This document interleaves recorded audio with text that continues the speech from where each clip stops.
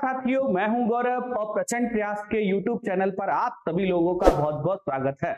मैं आशा करता हूं आप कुशल मंगल होंगे और अपने घर बढ़िया पढ़ाई कर रहे होंगे। साथियों, आज हम लोग 11th क्लास की ज्योग्राफी का एक बहुत ही औसम टॉपिक, बहुत ही शानदार टॉपिक, जहां से आपको हर परीक्षा में प्रश्न मिलते हैं, वो डिस्कस करने जा रहे हैं। और वो है स्ट्रक्चर ऑफ अर्थ, या कह सकते हैं हम लोग पृथ्वी की आंतरिक संरचना।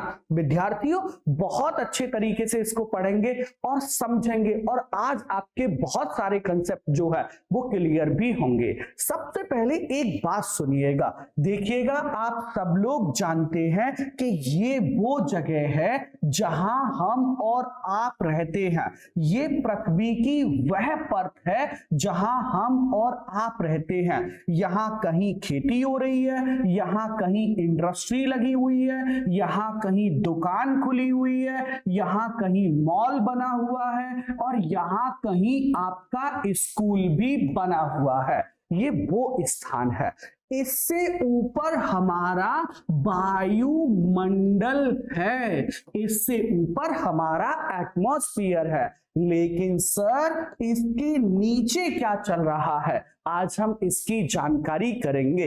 इसके ऊपर तो हमने बहुत जानकारी की है। इससे ऊपर हमने कितनी जानकारी की है, तो इससे ऊपर आप समझिएगा, हम मंगल तक, हम चांद तक, हमने सब कुछ पढ़ा है, हमने सब कुछ जाना है। आप समझिएगा, हमने सब कुछ जाना है, हमने सब कुछ देखा है। लेकिन इसके अंदर क्या चल रहा है, इसका हमको कुछ अता पता नहीं है।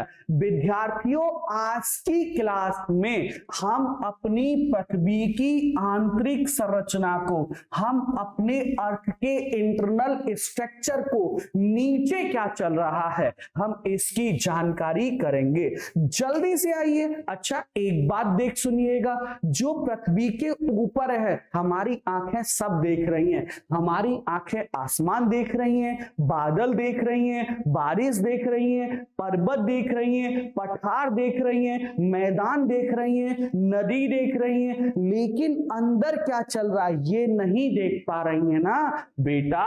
हमारी पृथ्वी के अंदर क्या चल रहा है, इसकी जानकारी के कुछ एक स्रोत है, और कुछ एक स्रोत हैं। और कौन कौन से स्रोत हैं, तो एक तो है डायरेक्ट यानी प्रत्यक्ष, और दूसरे हैं इनडायरेक्ट यानी अप्रत्यक्ष। बच्चा, आज हम आपको हर एक बात को बहुत विस्तार से समझाएंगे।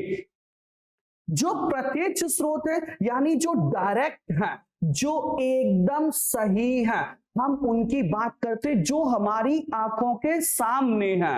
और पृथ्वी अंदर से कैसी है, इस बात की जानकारी का सबसे अच्छा स्रोत ये है। क्या है, एक फावड़ा लीजिए और इसमें ना खुदाई करना शुरू कर दीजिए। ये ऐसे क्या करिए, खुदाई, ड्रिलिंग कहते हैं इसे। ड्रिलिंग करते जाइए, करते जाइए, करते जाइए, खुदाई करते जाइए, और देखते कहां तक पहुंचते हैं। तो इससे भी हमें पृथ्वी की आंतरिक संरचना के बारे में जानकारी होगी। और ये डायरेक्ट इंस्ट्रूमेंट है, ये प्रत्यक्ष साधन है, और इसे हम लोग क्या कहेंगे, तो इसे हम लोग कहेंगे ड्रिलिंग, इसे हम लोग बोलेंगे खुदाई, इसे हम लोग बोलेंगे ड्रिलिंग, इसे हम लोग बोलेंगे खुदाई।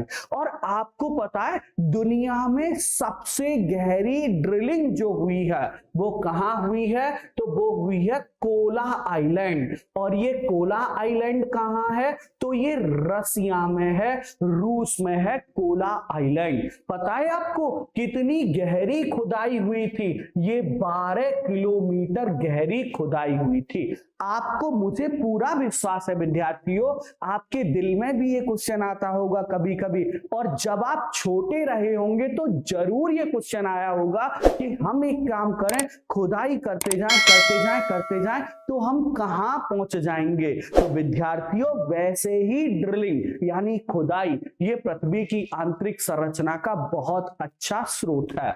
दूसरा, खुदाई के बाद दूसरी बातें समझिएगा। सर दूसरी बात क्या है, खुदाई के बाद दूसरी बात क्या है, वो है सर माइनिंग। माइनिंग का मतलब होता है खान, माइनिंग का मतलब होता है खान। और खान क्या होती है, ध्यान दीजिएगा, माइनिंग का मतलब होता है खान, और खान क्या होती है जरा ध्यान दीजिए। देखिए खान वो स्थान होती है जहां से हम मिनरल्स, जहां से हम खनिज प्राप्त करते हैं। बेटा जहां से हम मिनरल्स, जहां से हम क्या प्राप्त करते हैं, खनिज प्राप्त करते हैं, वो खान होती है। और आपको पता है दुनिया में सबसे गहरी खान कौन सी है, तो एक का नाम है मपोंग खान और दूसरी का नाम है टटोना खान। एक का नाम है मपोंग खान और दूसरी का नाम है टटोना खान। बेटा ये मपोंग और ये टटोना खान दोनों ही साउथ अफ्रीका में हैं, दोनों ही दक्षिण अफ्रीका में हैं। और ये गोल्ड माइन है, और ये गोल्ड माइन है मतलब ये सोने की खान है, ये गोल्ड माइन है, ये सोने की खान है। और इनकी गहराई आपको पता है कितनी है, तो इनकी गहराई है 3.9 किलोमीटर। अब जब खान के अंदर जाएंगे ना तो हमको पता चलेगा ना कि हमारी पृथ्वी अंदर से कैसी है। अब जरा ध्यान दीजिए, एक मस्त वाला क्वेश्चन बता रही है। देखिए सबसे पहले ना हम ना टेम्परेचर की बात करते हैं, हम ना टेम्परेचर की बात करते हैं। और टेम्परेचर की बात करने की क्या जरूरत पड़ गई, सर टेम्परेचर की बात करने की इसलिए जरूरत पड़ गई कि दुनिया भर में जो खान है उनकी गहराई मैक्सिमम 4 किलोमीटर तक ही क्यों है।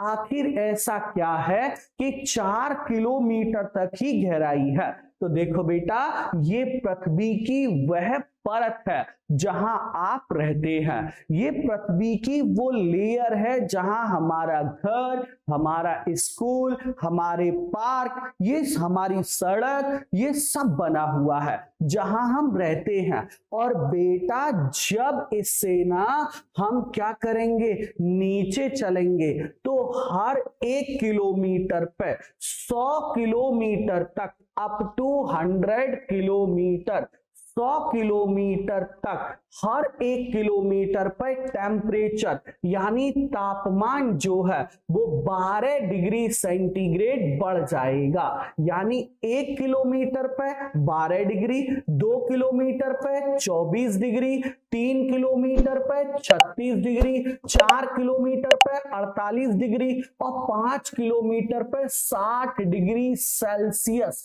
ये टेम्परेचर हो जाएगा। और आप सोचिए क्या इंसान कभी 60 डिग्री तापमान पर काम कर सकता है, नहीं कर सकता है। इसीलिए विद्यार्थियों दुनिया की जितनी खानें हैं उनकी मैक्सिमम गहराई जो है वो 4 किलोमीटर है, क्योंकि यहां तक टेम्परेचर जो है वो 48 डिग्री सेंटीग्रेड ही पहुंच पाता है। विद्यार्थियों 100 से 200 किलोमीटर तक, फ्रॉम 100 to 200, 100 से 200 किलोमीटर तक जो तापमान है उसमें हर 1 किलोमीटर पर 2 डिग्री सेल्सियस तापमान में इंक्रीमेंट होता है, 2 डिग्री सेल्सियस तापमान में वृद्धि होती है।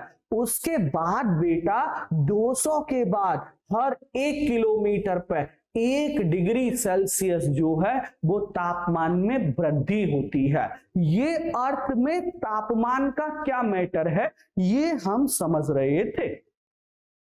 अब जरा ध्यान दीजिए, आपके दिमाग में 2-3 क्वेश्चन तो जरूर आ रहे होंगे कि सर एक बात बताइए, पृथ्वी ऊपर तो इतनी ठंडी है कि ये जम भी गई है, और जब ये जम गई है तो इसी की परत पे हमारा स्कूल भी है, हमारा घर भी है, सड़क भी है, पार्क भी है, ये सब है, तो पृथ्वी नीचे इतनी गर्म क्यों है। बेटा इस आपके पहले क्वेश्चन का आंसर ये है कि प्रारंभ में हमारी पृथ्वी एक आग का गोला थी, और जो इसकी सतह है इस पर बारिश हुई और इसकी वजह से ये सतह ठंडी हुई और इस पर मानव जीवन या जीव जीवन जो है वो प्रारंभ हुआ। पहले प्रश्न का उत्तर ये है।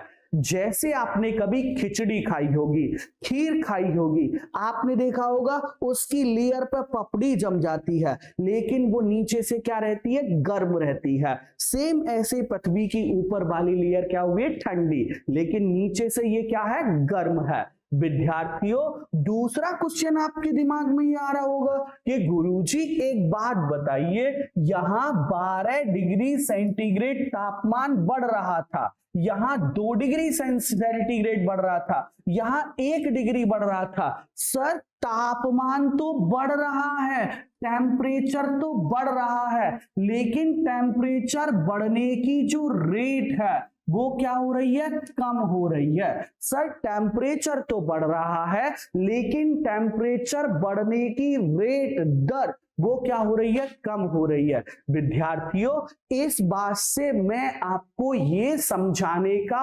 प्रयत्न कर रहा हूं कि जो इसकी पहली लेयर है, यहां विभिन्न क्या है, विभिन्न प्लेट हैं, और ये प्लेटें आपस में टकराती रहती हैं, और जब ये टकराती हैं तो इनके घर्षण से टेम्परेचर बढ़ता है, और इनके टेम्परेचर से घर्षण बढ़ता है, इसीलिए ऊपर की लेयर का टेम्परेचर बढ़ता है, और जैसे जैसे धीरे नीचे आएंगे टेम्परेचर बढ़ने की दर जो है वो कम होती है। टेम्परेचर कम नहीं होता, टेम्परेचर बढ़ने की दर कम होती है। तो ये हमारा सेकंड पॉइंट था, ये हमारा दूसरा आंसर था। तीसरा क्वेश्चन आपके दिमाग में जरूर आ रहा होगा कि सर जी एक बात बताइए, जब ये टेम्परेचर इतना बढ़ रहा है तो जमीन के अंदर इतना ठंडा ठंडा पानी कहां से आ जाता है? बेटा आप ना भूगोल के विद्यार्थी हैं, एकदम इस बात को समझ लीजिए, जो भूगर्भिक जल होता है, जो ग्राउंड वाटर होता है, जो भूगर्भ जल होता है, जो जमीन के अंदर का जल होता है, उसका स्रोत केवल एक ही है, और वो है वर्षा। बेटा रेन, वर्षा का जल जो है वही नीचे जाता है और हेड पंप से बाहर आता है, इसके अलावा कोई दूसरा स्रोत नहीं है। आपके तीनों क्वेश्चन का आंसर आपको मिल चुका है। तो विद्यार्थियों, हम लोग समझ रहे थे हमारी पृथ्वी की आंतरिक संरचना कैसी है, इसकी जानकारी के कितने स्रोत हैं। पहला है डायरेक्ट, जो हमें दिखता है, खुदाई शुरू कर दीजिए, दिख जाएगा आपको। दुनिया में सबसे गहरी खुदाई कहां हुई है? कोलार, रसिया में। दूसरा खान, खान का मतलब कौन कौन सी? 2 खाने मैंने आपको समझाई, मपांग और टटूना, जो साउथ अफ्रीका में है। और तीसरा, थर्ड वन जो है, तीसरा जो है वो क्या है? वॉल्केनो। वॉल्केनो मतलब क्या होता है? ज्वालामुखी। देखो बेटा, ज्वालामुखी से हमें पृथ्वी की आंतरिक संरचना कैसे पता चलती है? तो आप एक बार ना ये वाला डायग्राम देखिए, आप एक बार ये वाला डायग्राम दिखाइए। देखिए, जब क्या होता है, जब ना हमारी स्थल की प्लेट और जल की प्लेट ये दोनों आपस में टकराती हैं, तो जो जल वाली प्लेट है वो होती है भारी, वो नीचे जाती है, और स्थल वाली प्लेट जो है वो होती है हल्की, वो ऊपर आती है। इनके टकराने से इनके बीच में खूब सारा क्या आ जाता है? गैप, और इस गैप से खूब सारा पानी नीचे चला जाता है। और जब ये पानी नीचे जाता है, और नीचे तो आपने देखा इतना ज्यादा टेम्परेचर है, और इस टेम्परेचर की वजह से ये पानी काय में वाष्प में कन्वर्ट हो जाता है, और जब ये पानी वाष्प में कन्वर्ट होता है तो अर्थ जहां से कमजोर है वहीं से जमीन टूट जाती है, और जमीन के अंदर भरा हुआ लावा वो बाहर आ जाता है, जो आप यहां देख रहे हैं, ये वाला लावा। अब वैज्ञानिक क्या करते हैं? वो इसके टुकड़े करते हैं, और आप समझिए जैसे पहला टुकड़ा ये मिला, जैसे दूसरा टुकड़ा आपको ये वाला मिल गया, जैसे तीसरा टुकड़ा आपको ये वाला मिल गया। अब आप इससे बड़े अच्छे से अध्ययन कर सकते हैं कि भाई पृथ्वी की आंतरिक संरचना कैसी है। ये डायरेक्ट है, ये प्रत्यक्ष है, और ये आपकी परीक्षा में 100% आने की संभावना है कि पृथ्वी की आंतरिक संरचना जब आप अपनी पाठ्य पुस्तक खोलेंगे तो आप सबसे पहले इस टॉपिक में यही लाइनें पढ़ेंगे जो हम आपको समझा रहे हैं। क्या समझा रहे हैं? सर पृथ्वी की आंतरिक संरचना के जो स्रोत हैं उनमें डायरेक्ट यानी प्रत्यक्ष और दूसरा इनडायरेक्ट। पहले हम प्रत्यक्ष की बात कर रहे हैं, खुदाई ड्रिलिंग हो गई, दूसरा खान हो गई, तीसरा ज्वालामुखी हो गए और चौथा क्या है, भूकंप, अर्थक्वेक। ये अर्थक्वेक की कहानी क्या है इसको भी हम लोग समझ लेते हैं। भूकंप में क्या होता है, भूकंप में आप समझिएगा, देखिए जरा थोड़ा सा समझिए। अर्थक्वेक भूकंप पृथ्वी में, एक तो आप एक बात ये समझ लीजिए, कभी भी भूकंप पृथ्वी पर नहीं आता है। आप सोच रहे होंगे सर क्या बात कर रहे हैं, बचपन से और अभी तक तो यही पढ़ते आ रहे हैं। नहीं बेटा, भूकंप का मतलब होता है जो हमारी अर्थ की क्रस्ट यानी भूपर्पटी है उसके नीचे कहीं हलचल होती है, और यही हलचल जब हमें ऊपर फील होती है, आया वहां है, फील यहां हुआ, इसी को हम भूकंप कहते हैं। और जैसे हम मान लें ये हमारी अर्थ है, ये हमारी पृथ्वी है, और ये हमारी पृथ्वी का क्या है, सेंटर है। ये हमारी अर्थ का क्या है, ये हमारी पृथ्वी का, ये हमारी पृथ्वी है, और ये हमारी पृथ्वी का क्या है, सेंटर है। अब जरा ध्यान दीजिएगा, जो अर्थक्वेक होता है, जो वॉल्केनो अर्थक्वेक यानी भूकंप होता है, उसमें 3 तरह की तरंगें होती हैं। प्राइमरी वेव्स यानी प्राथमिक तरंगें, सेकेंडरी वेव्स यानी द्वितीयक तरंगें, और तीसरी होती है एल वेव्स यानी धरातलीय तरंगें। अब ये जो प्राइमरी वेव्स होती हैं, जो प्राथमिक तरंगें होती हैं, इनका नेचर ये होता है कि ये जल से, ये थल से और ये वायु से, तीनों रास्तों से होकर के गुजर सकती हैं। लेकिन जो ये सेकेंडरी वेव्स होती हैं, ये केवल स्थल से या थल से होकर के ही गुजर पाती हैं। अब मान लीजिए ये दोनों तरंगें यहां से चलना शुरू हुई, ये प्राइमरी भी और सेकेंडरी भी। प्राइमरी वेव्स यहां पहुंच गई, ये प्राइमरी वेव्स यहां पहुंच गई, लेकिन सेकेंडरी वेव्स वो यहां नहीं पहुंच पाई, बीच में कहीं रुक गई। तो इस आधार पर वैज्ञानिक अनुमान लगाते हैं कि भैया प्राइमरी पहुंच गई है, सेकेंडरी नहीं पहुंची है, इसका मतलब इस परत में यहां या तो जल होगा या तो वायु होगी, इसीलिए ये यहां तक नहीं पहुंच पाई है। और इस तरह पृथ्वी की आंतरिक संरचना का अध्ययन भूकंप के आधार पर भी किया जाता है। तीसरा, चौथा, पांचवा देखते हैं कि भैया पांचवा अध्ययन की जानकारी का क्या जो है स्रोत है हमारे पास, तो वो है सर हमारे पास जो है ना वो उल्का। आपको पता है, आप सबको चंद्रयान 3 तो याद होगा। चंद्रयान 3 अभी भारत ने लॉन्च किया, हम लोग सफल भी रहे, पूरा उसने विक्रम लैंडर और प्रज्ञान रोवर खूब मूवमेंट किया है। आपको पता है चंद्रयान का उद्देश्य क्या है, पृथ्वी का अध्ययन करना। अरे हमने कहा भैया चंद्रयान से पृथ्वी का अध्ययन कैसे कर सकते हैं। देखिए वो दिन याद करिए जब पहली क्लास मैंने आपको पढ़ाया था। पहली क्लास में क्या बताया था, मैंने कहा था कि शुरुआत में कोई एक पॉइंट था जिसका नाम था सिंगुलैरिटी, जिसका नाम था सिंगुलैरिटी। इस सिंगुलैरिटी पे ना इनफाइनाइट, अनंत क्या था, इसका इनफाइनाइट टेम्परेचर था, तापमान, इनफाइनाइट प्रेशर यानी दाब, और इनफाइनाइट टेम्परेचर, प्रेशर और डेंसिटी घनत्व, ये इस पर तीनों अनंत थे। और इसकी वजह से इसमें क्या हो गया, विस्फोट। और इस विस्फोट को क्या कहते हैं हम लोग, इस विस्फोट को कहते हैं हम लोग बिग बैंग। और बिग बैंग कहते हैं विद्यार्थियों, ध्यान से सुनिएगा, इसी से हमें 3 चीजें, जब विस्फोट, अभी तो दीपावली निकली थी, आपने पटाखे चलाई ना, जब कोई भी ब्लास्ट होता है आवाज आती है, साउंड आती है, इतना सब आता है। इस विस्फोट से हमें 3 चीजें मिली, कौन कौन सी, एक तो मिला प्लेस, स्थान, दूसरा मिला पदार्थ, और तीसरा मिला समय। ये जो मैटर मिला है ना, ये जो पदार्थ मिला, इसी से हमारी पृथ्वी का, मंगल का, चंद्रमा का, मेरा, आपका, इस बोर्ड का, सबका निर्माण इसी पदार्थ से हुआ है।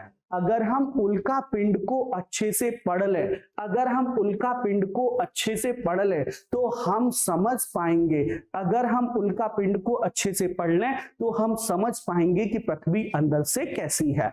ये बेटा हमारे डायरेक्ट प्रत्यक्ष साधन है। अप्रत्यक्ष की बात कर लेते हैं तो अप्रत्यक्ष में 3 चीजें आती हैं। कौन कौन सी? चलिए पहले मैं आपको डायरेक्ट वाले एक बार आपकी पाठ्य पुस्तक से दिखा देता हूं कि आपकी पाठ्य पुस्तक क्या कहती है। तो देखिए आपकी पाठ्य पुस्तक पहले तो ड्रिलिंग के बारे में बताती है, खुदाई के बारे में। बेटा पहला इसका प्रत्यक्ष साधन है खुदाई। और खुदाई में सर क्या हुआ है? कोला आइलैंड में सबसे गहरी खुदाई की गई। दूसरा क्या है? दूसरा है माइंस। माइंस का मतलब खाने, और खान में मपोंग और टटोना। और खूब अच्छे से मैंने आपको समझाया कि टेम्परेचर कैसे बढ़ता है। तीसरा हमने बताया वॉल्केनो। वॉल्केनो मतलब ज्वालामुखी किस तरह से है ये भी मैंने आपको समझाया। उल्का क्योंकि उसी प्रकार की सामग्री से संबंधित है जिससे पृथ्वी बनी है। और फिर लास्ट अर्थक्वेक यानी भूकंपीय तरंगें, सीस्मिक वेव्स। अब आइए इनडायरेक्ट में पढ़ लेते हैं। तो इनडायरेक्ट में क्या क्या आ रहा है सर? तो इनडायरेक्ट में आ रहा है पहले टेम्परेचर। टेम्परेचर का मतलब क्या होता है? टेम्परेचर का मतलब होता है तापमान।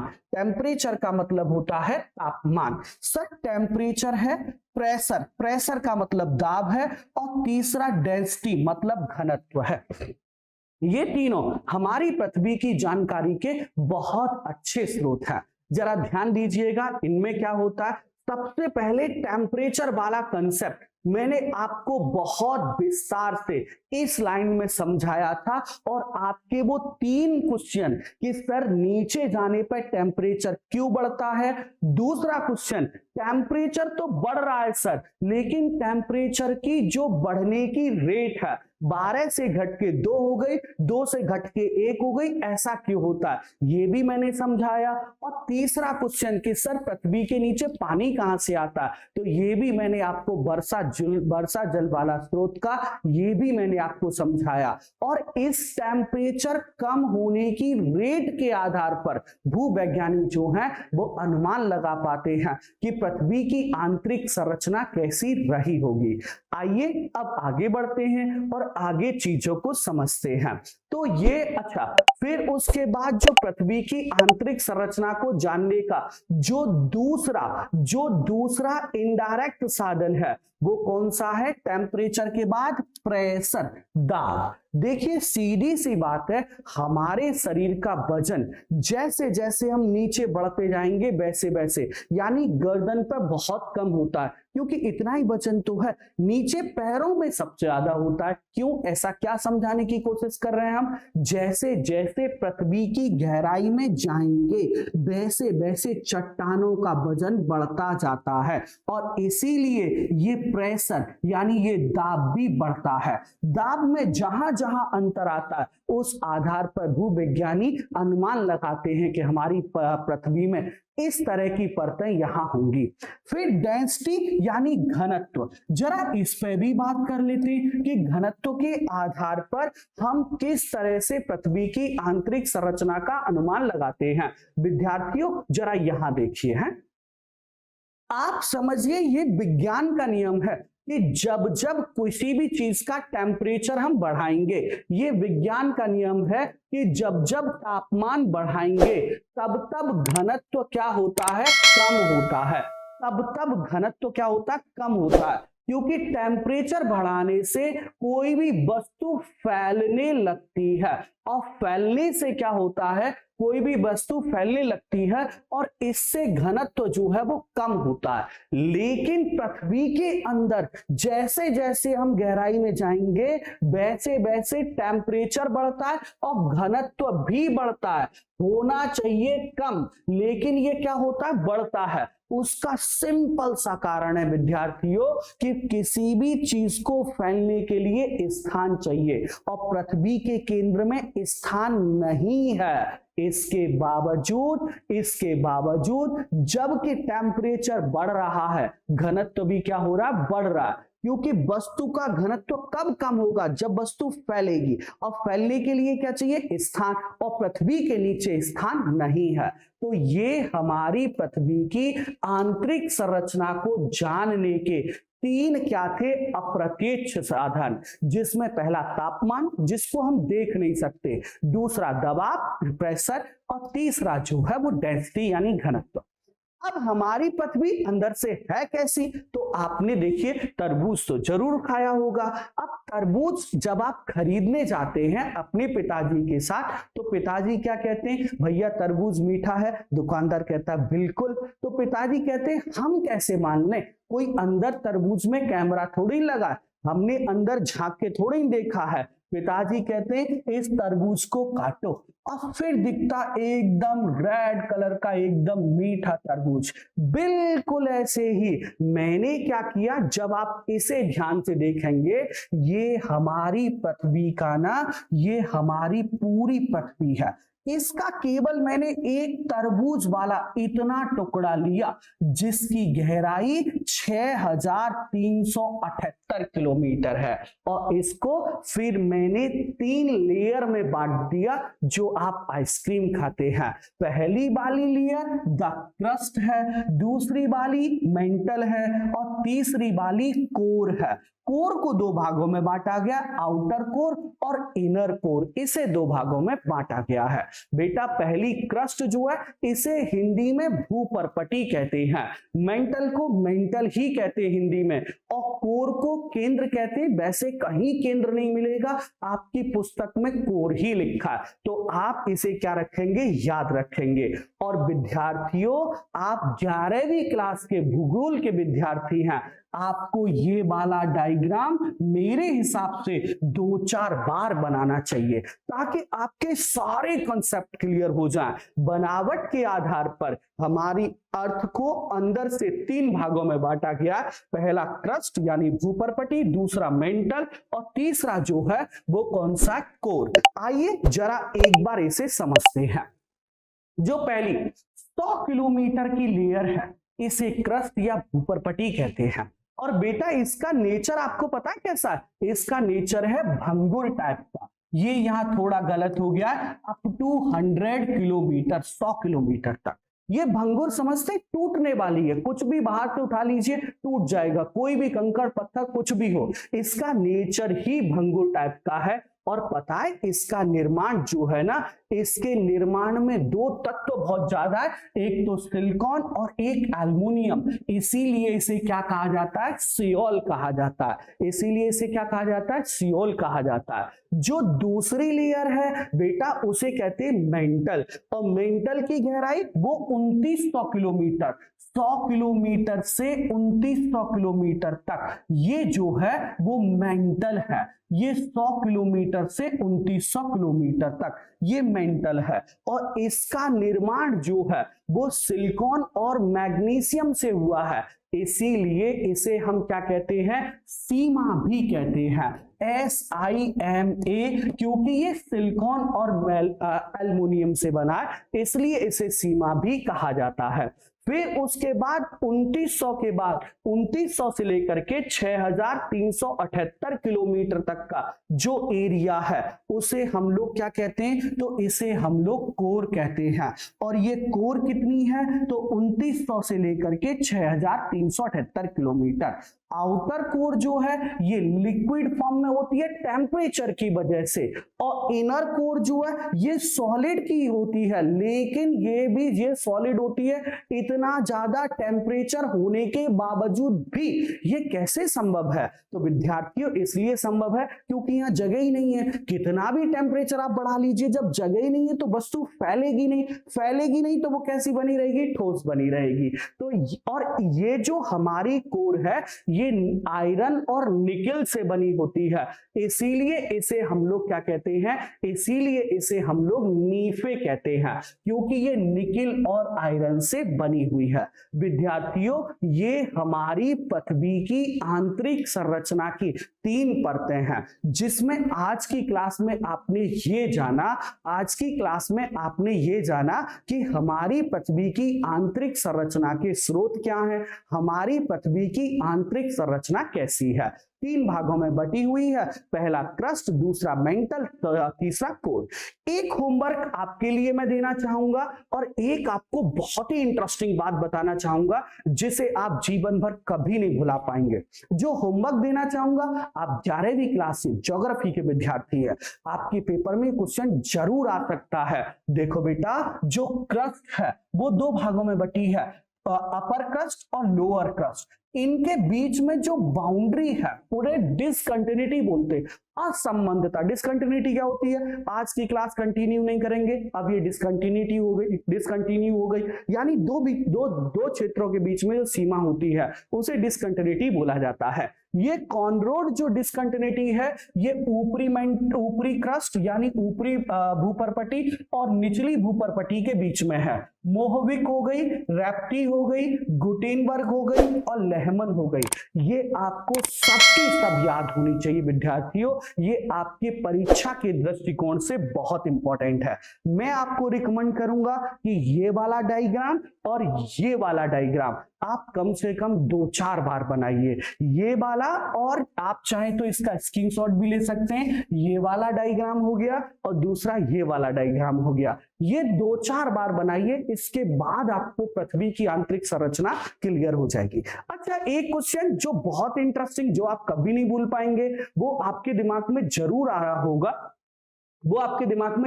होगा कि सर एक बात बताइए, हम पृथ्वी में गड्ढा खोदते जाएं तो क्या होगा। बिल्कुल सही बात, आप समझिए इसी स्थिति को एंटीपोड कहते हैं। एंटीपोड क्या कहते हैं कि हम जैसे कहीं से भी जमीन में गड्ढा खोदते जाएं, हम दूसरी साइड निकल जाएंगे। A point on the earth surface exactly opposite another point. जैसे ये भाई साहब हैं, पृथ्वी के एक साइड से सर डालना, घुसने की कोशिश कर रहा है और दूसरी साइड से इनका चेहरा बाहर आ जा रहा है। बिल्कुल वैसे ही बेटा एंटीपोड होता है। किसी एक जगह से आप खुदाई करना शुरू करेंगे, दूसरी जगह से आप बाहर हो जाएंगे। इसी को हम लोग एंटीपोड, और ये वाला एंटीपोड इस तरह का मैप जो है वो बनता है। एक तो ये आश्चर्यजनक बात जो आप बचपन से सोच रहे होंगे कि कहां जाएंगे। दूसरा, ये 3 क्वेश्चन मैंने आप ही के लिए रखे हैं। बेटा, पृथ्वी में सबसे ज्यादा पाए जाने वाला तत्व लोहा है 35%। जो हमारी भूपर्पटी है उसमें सबसे ज्यादा पाए जाने वाला तत्व ऑक्सीजन है जो कि 46% है। और एक लाइन आपको बिल्कुल याद करनी नहीं है, बार बार लिख लिख के याद करनी है। हमारी पृथ्वी का जो औसत घनत्व है वो कितना है, 5.5 ग्राम प्रति घन सेंटीमीटर। 5.5 ग्राम प्रति घन सेंटीमीटर, ये हमारी पृथ्वी का औसत घनत्व है। इसके साथ ही आज की क्लास में हमने क्या पढ़ा, तो हमारी पृथ्वी की आंतरिक संरचना के स्रोत याद कीजिए। मैंने 2 बताए थे, डायरेक्ट, इनडायरेक्ट। डायरेक्ट में किस किस को रखा गया था, तो खुदाई को, उसके बाद ज्वालामुखी को, उसके बाद खान को, उसके बाद भूकंप को, उसके बाद उल्का को। अप्रत्यक्ष में किस किस को रखा गया, तापमान को, घनत्व को और दबाव को। और उसके बाद हमारी पृथ्वी की आंतरिक संरचना में हमने क्रस्ट को पढ़ा, कोर को पढ़ा और क्रस्ट को पढ़ा, मेंटल को पढ़ा और कोर को पढ़ा। मुझे पूरा विश्वास है ये क्लास आपके लिए बहुत ही उपयोगी रहेगा। इसको बहुत अच्छे से देखें, नोट्स बनाएं और प्रचंड प्रयास के साथ जुड़े रहें अपनी बेहतर तैयारी के लिए। इसी के लिए आपका बहुत बहुत धन्यवाद। जय हिंदी, जय हिंदुस्तान।